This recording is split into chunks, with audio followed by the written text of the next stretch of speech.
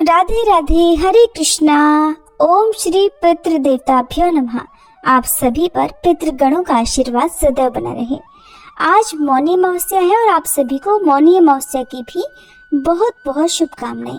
माघ मास के कृष्ण पक्ष की मौनी अमावस्या की व्रत कथा, पूजा विधि और महात्म्य की बातें पुराणों में वर्णन की गई हैं। इस व्रत को करने से सुहाग, सौभाग्य और समृद्धि की प्राप्ति होती है। मौनी अमावस्या साल 2025 में इस बार 29 जनवरी दिन बुधवार को है। मौनी अमावस्या अपने नाम के अनुसार ही मौन और साधना का व्रत है। हम हर दिन जाने अनजाने जाने कितनी ही ऐसी बातें बोल जाते हैं जिससे लोगों का मन आहत होता है और फिर हम अपनी कही गई बातों को लेकर बाद में अफसोस भी करते हैं। इसलिए साधना के लिए इस दिन मौन परम आवश्यक माना गया है। गृहस्थ जन हमेशा मौन व्रत नहीं रख सकते, इसीलिए एक दिन निर्धारित किया गया है जिसमें गृहस्थों को आत्मशुद्धि के लिए मौन व्रत का संकल्प लेना चाहिए। मौनी अमावस्या पर संभव हो तो पूरे दिन मौन धारण करके मानसिक रूप से भगवान शिव और भगवान विष्णु का ध्यान करना चाहिए, या फिर स्नान करने से पहले मौन धारण करें। स्नान करने के बाद ही कुछ भी बोलें और दिन भर कोई भी ऐसी बात न कहें जिससे किसी का मन आहत हो जाए।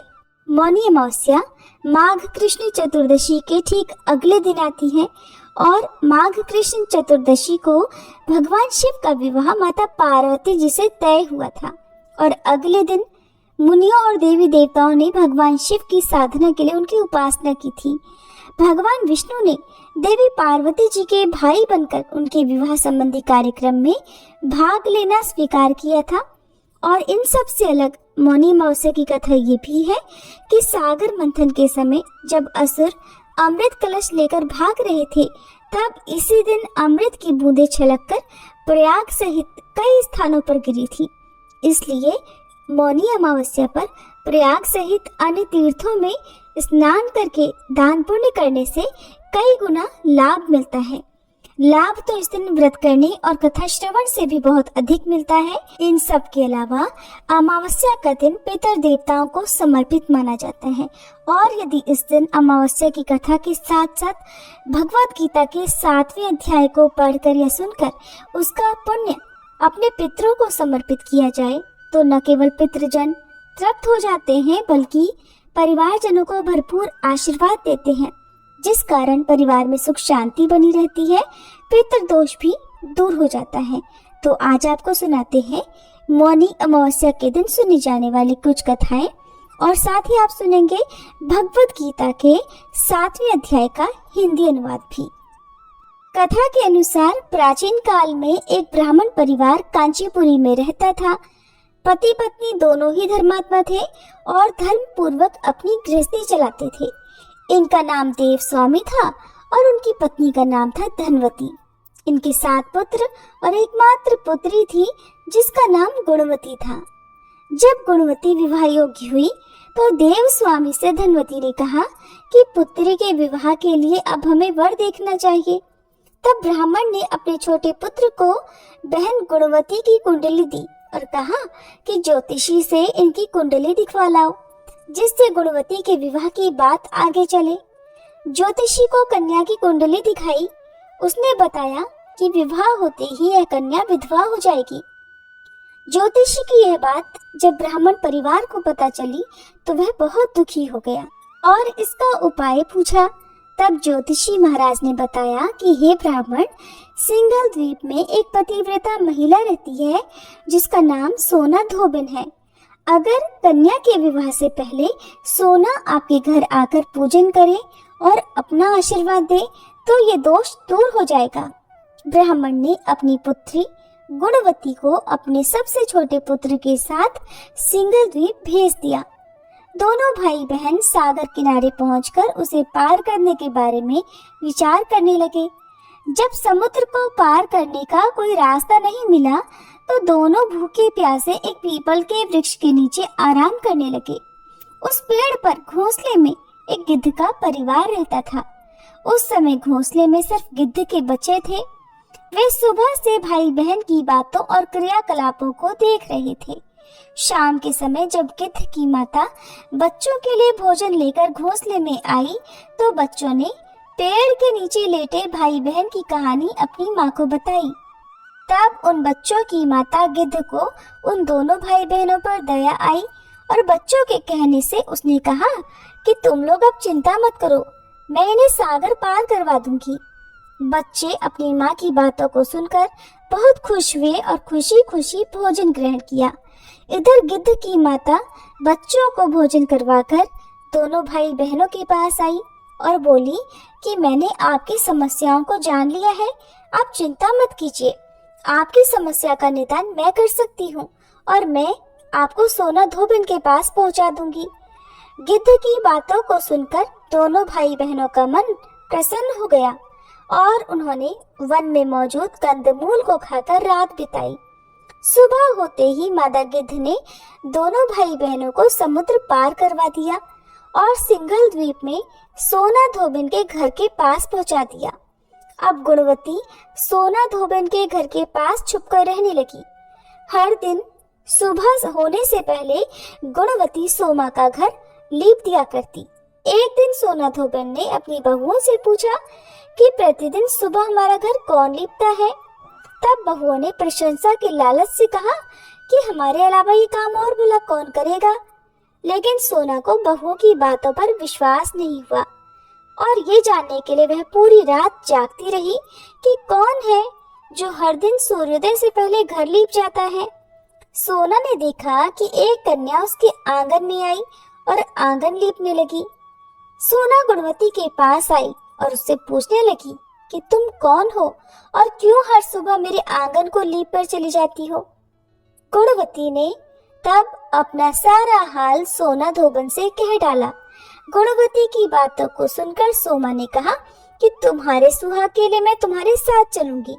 सोना ने ब्राह्मण के घर आकर पूजन किया, लेकिन विधाता के विधान को कौन टाल सकता है। इधर गुणवती का विवाह हुआ और उधर उसके पति की मृत्यु हो गई। तब सोना ने अपने समस्त पुण्य गुणवती को दान कर दिए। सोना के पुण्य से गुणवती का पति जीवित हो गया, लेकिन पुण्यों की कमी से इधर सोना के घर में उसके पति और बेटे की मृत्यु हो गई। लेकिन सोना ने अपना घर छोड़ने से पहले बहुओं से कह दिया था कि मेरे लौटने से पहले अगर मेरे बेटे और पति को कुछ होता है तो उनके शरीर को संभाल कर रखना। बहुओं ने सास की आज्ञा को मानकर सभी के मृत शरीरों को संभाल कर रखा।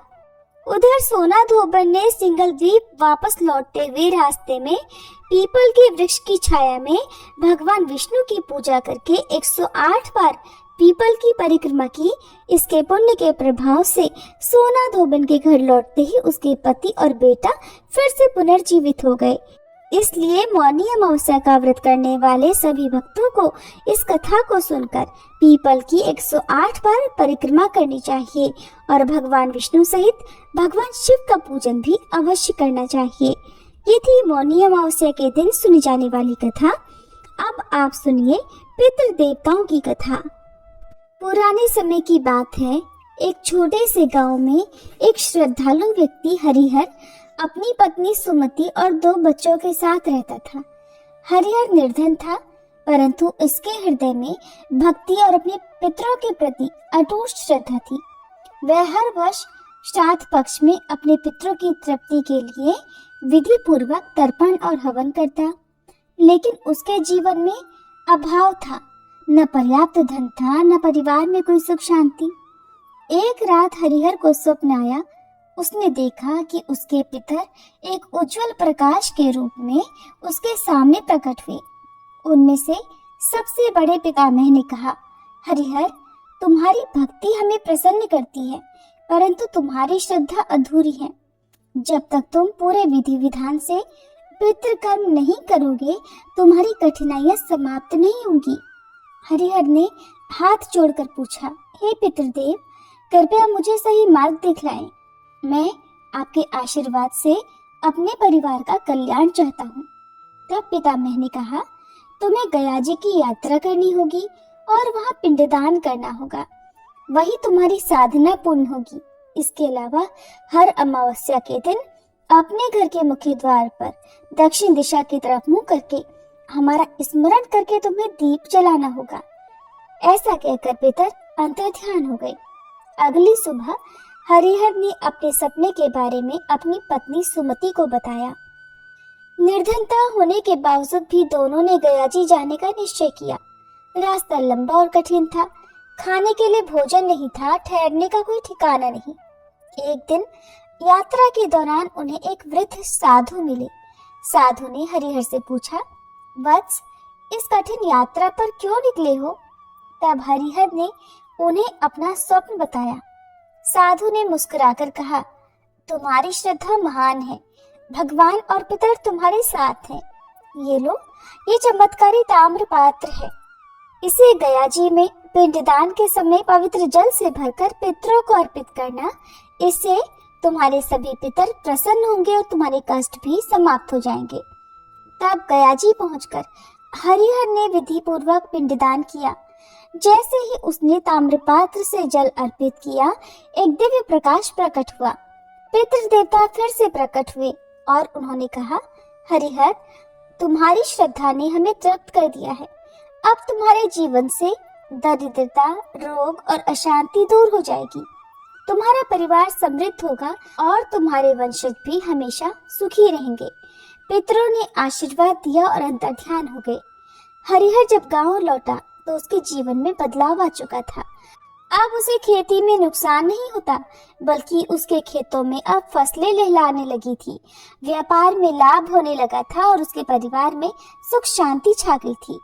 गांव वालों ने ये चमत्कार देखा तो देखकर दंग रह गए। तब हरिहर ने सभी को पितरों की महिमा और श्राद्ध कर्म का महत्व समझाया।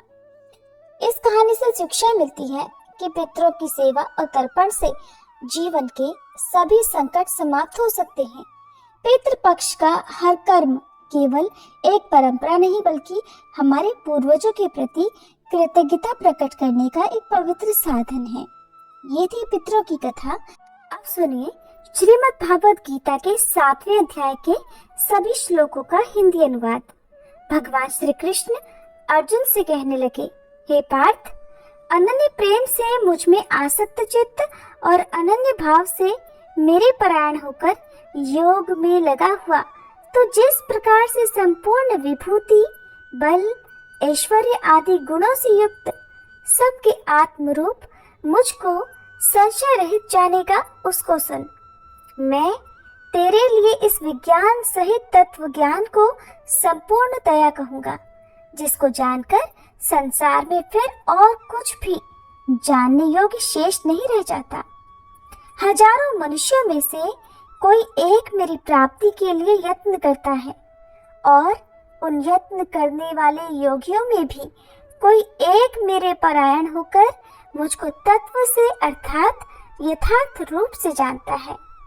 पृथ्वी, जल, अग्नि, वायु, आकाश, मन, बुद्धि और अहंकार भी इस प्रकार से ये 8 प्रकार से विभाजित मेरी प्रकृति है। ये 8 प्रकार के भेदों वाली तो अपरा अर्थात मेरी जड़ प्रकृति है, और हे महाबाहो, इससे दूसरी को जिससे यह संपूर्ण जगत धारण किया जाता है, मेरी जीव रूपा परा अर्थात चेतन प्रकृति जान। हे अर्जुन, तू ऐसा समझ कि संपूर्ण भूत इन दोनों प्रकृतियों से ही उत्पन्न होने वाले हैं, और मैं संपूर्ण जगत का प्रभव तथा प्रलय हूँ, अर्थात संपूर्ण जगत का मूल कारण हूँ। हे धनंजय, मुझसे भिन्न दूसरा कोई भी परम कारण नहीं है। ये संपूर्ण जगत सूत्र में सूत्र के मणियों के समान मुझ में गुथा हुआ है। हे अर्जुन, मैं जल में रस हूँ, चंद्रमा और सूर्य में प्रकाश हूँ, संपूर्ण वेदों में ओंकार हूँ, आकाश में शब्द और पुरुषों में पुरुषत्व हूँ। मैं पृथ्वी में पवित्र गंध और अग्नि में तेज हूँ, और संपूर्ण भूतों में उनका जीवन हूँ, और तपस्वियों में तप हूँ। हे अर्जुन, तू संपूर्ण भूतों का सनातन बीज मुझको ही जान। मैं बुद्धिमानों की बुद्धि और तेजस्वियों का तेज हूँ। हे भरत श्रेष्ठ, मैं बलवानों का आसक्ति और कामनाओं से रहित बल अर्थात सामर्थ्य हूँ और सब भूतों में धर्म के अनुकूल अर्थात शास्त्र के अनुकूल काम हूँ। और भी जो सत्वगुण से उत्पन्न होने वाले भाव हैं और जो रजोगुण से होने वाले भाव हैं, उन सब को तो मुझसे ही होने वाले हैं ऐसा जान, परंतु वास्तव में उनमें मैं और वे मुझ में नहीं है। गुणों के कार्य रूप सात्विक, राजस और तामस, इन तीनों प्रकार के भावों से ये सारा संसार प्राणी समुदाय मोहित हो रहा है। इसलिए इन तीनों गुणों से परे मुझ अविनाशी को नहीं जानता, क्योंकि ये अलौकिक अर्थात अति अद्भुत त्रिगुणमयी मेरी माया बड़ी दुस्तर है। परंतु जो पुरुष केवल मुझको ही निरंतर भजते हैं, वे इस माया को उल्लंघन कर जाते हैं अर्थात संसार से तर जाते हैं। माया द्वारा जिनका ज्ञान हरा जा चुका है, ऐसे आसुर स्वभाव को धारण किए हुए मनुष्यों में नीच दूषित कर्म करने वाले मूढ़ लोग मुझको नहीं भजते। हे भरतवंशियों में श्रेष्ठ अर्जुन, उत्तम कर्म करने वाले अर्थार्थी अर्थात सांसारिक पदार्थों के लिए भजने वाला, आर्त अर्थात संकट निवारण के लिए भजने वाला, जिज्ञासु अर्थात मेरे को यथार्थ रूप से जानने की इच्छा से भजने वाला, और ज्ञानी, ऐसे 4 प्रकार के भक्तजन मुझको भजते हैं। उनमें नित्य मुझ में एकाकी भाव से स्थित अनन्य प्रेम भक्ति वाला ज्ञानी भक्त अति उत्तम है, क्योंकि मुझको तत्व से जानने वाले ज्ञानी को मैं अत्यंत प्रिय हूँ और वह ज्ञानी मुझे अत्यंत प्रिय है। ये सभी उदार है, परंतु ज्ञानी तो साक्षात मेरा स्वरूप ही है, ऐसा मेरा मत है, क्योंकि वह मदमत मन बुद्धि वाला ज्ञानी भक्त अति उत्तम गति स्वरूप मुझ में ही अच्छी प्रकार स्थित है। बहुत जन्मों के अंत के जन्म में तत्व ज्ञान को प्राप्त पुरुष सब कुछ वासुदेव ही है, इस प्रकार मुझको भजता है, वह महात्मा अत्यंत दुर्लभ है। उन भोगों की कामना द्वारा जिनका ज्ञान हरा जा चुका है, वे लोग अपने स्वभाव से प्रेरित होकर उस नियम को धारण करके अन्य देवताओं को भजते अर्थात पूजते हैं। जो सकाम भक्त जिस देवता के स्वरूप को श्रद्धा से पूजना चाहता है, उस भक्त की श्रद्धा को मैं उसी देवता के प्रति स्थिर करता हूँ। वह पुरुष उस श्रद्धा से युक्त होकर उस देवता का पूजन करता है और उस देवता से मेरे द्वारा ही विधान किए हुए उन इच्छित भोगों को निस्संदेह प्राप्त करता है। परंतु उन अल्प बुद्धि वालों को वह फल नाशवान है और वे देवताओं को पूजने वाले देवताओं को प्राप्त होते हैं, और मेरे भक्त चाहे जैसे ही भजे, अंत में वे मुझको ही प्राप्त होते हैं। आप जानिए कि भगवत गीता के 7वें अध्याय में भगवान के प्रभाव और स्वरूप को न जानने वालों की निंदा और जानने वालों की महिमा का वर्णन किस प्रकार किया गया है। भगवान श्री कृष्ण कहते हैं, बुद्धिमान पुरुष मेरे अनुत्तम अविनाशी परम भाव को न जानते हुए मन इंद्रियों से परे मुझ सच्चिदानंद घन परमात्मा को मनुष्य की तरह जन्म कर व्यक्ति भाव को प्राप्त हुआ मानते हैं। अपनी योग माया से छिपा हुआ मैं सबके सामने प्रत्यक्ष नहीं होता, इसलिए यह अज्ञानी जन समुदाय मुझ जन्म रहित अविनाशी परमेश्वर को नहीं जानता, अर्थात मुझको जन्मने मरने वाला समझता है। हे अर्जुन, पूर्व में व्यतीत हुए और वर्तमान में स्थित तथा आगे होने वाले सब भूतों को मैं जानता हूँ, परंतु मुझको कोई भी श्रद्धा भक्ति रहित पुरुष नहीं जान सकता। हे भरतवंशी अर्जुन, संसार में इच्छा और द्वेष से उत्पन्न सुख दुख आदि द्वंद्व रूप मोह से संपूर्ण प्राणी अत्यंत अज्ञता को प्राप्त हो रहे हैं, परंतु निष्काम भाव से श्रेष्ठ कर्मों का आचरण करने वाले जिन पुरुषों का पाप नष्ट हो गया है, वे राग द्वेष जनित द्वंद्व रूप मोह से मुक्त दृढ़ निश्चय भक्त मुझको सब प्रकार से भजते हैं। जो मेरे शरण होकर जरा और मरण से छूटने के लिए यत्न करते हैं, वे पुरुष उस ब्रह्म को, संपूर्ण आध्यात्म को, संपूर्ण कर्म को जानते हैं। जो पुरुष अधिभूत और अधिदेव सहित तथा अधियज्ञ सहित अर्थात सबका आत्मरूप मुझे अंतकाल में भी जानते हैं, वे युक्त चित्त वाले पुरुष मुझे जानते हैं, अर्थात मुझ में लीन हो जाते हैं, मुझे प्राप्त हो जाते हैं। श्रीमद् भागवत गीता के 7वें अध्याय का हिंदी अनुवाद समाप्त। आज के अध्याय को पूरा सुनने के लिए आप सभी का बहुत बहुत धन्यवाद। कृपया वीडियो को लाइक करके कमेंट बॉक्स में हरे कृष्णा जरूर लिखिएगा।